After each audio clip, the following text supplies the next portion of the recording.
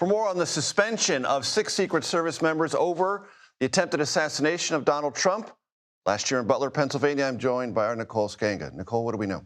These were members of Donald Trump's detail and also members of the Pittsburgh field office. The decision was made earlier this year. Frankly, Major, under the cover of darkness, we are only hearing about it now first on CBS News. So this did not just happen? This did not just happen. This happened after an internal review and after new leadership, including Director Sean Kern, took over at the Secret Service. Of course, Sean Kern also there on that day in Butler. The 6 had initially been placed on administrative leave, but ultimately were suspended between 10 and 42 days apiece. Some Americans might be sitting at home right now and saying, why was no one fired? I asked that question to the deputy director. Take a listen. I do want to talk a little bit about accountability. The Secret Service has not yet terminated anyone following Butler. Why is that? We're not going to fire our way out of this problem.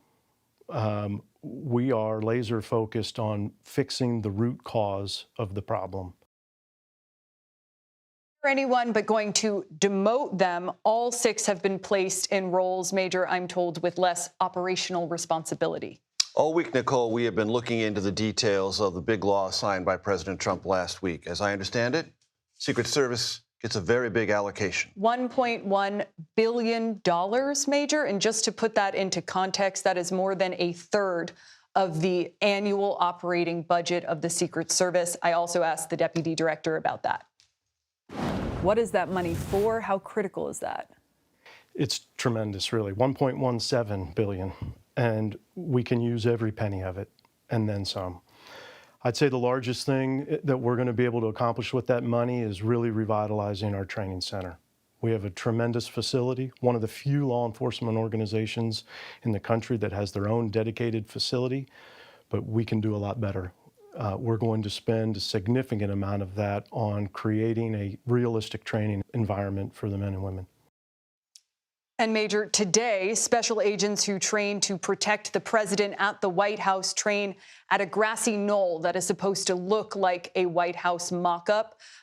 Starting later this year, there will be a groundbreaking and Secret Service will begin construction on a White House complex out at their training facility in Greenbelt, Maryland. In addition to that, some of this money will go toward new technology, including helping to put up command posts to address that interoperability problem that occurred at Butler, locals not being able to talk to federal law enforcement officials, a new fleet of drones and counter-drone technology. So many people remember how gunman Thomas Crooks flew his drone for 11 minutes on the day of the rally, just hours before the president took the stage.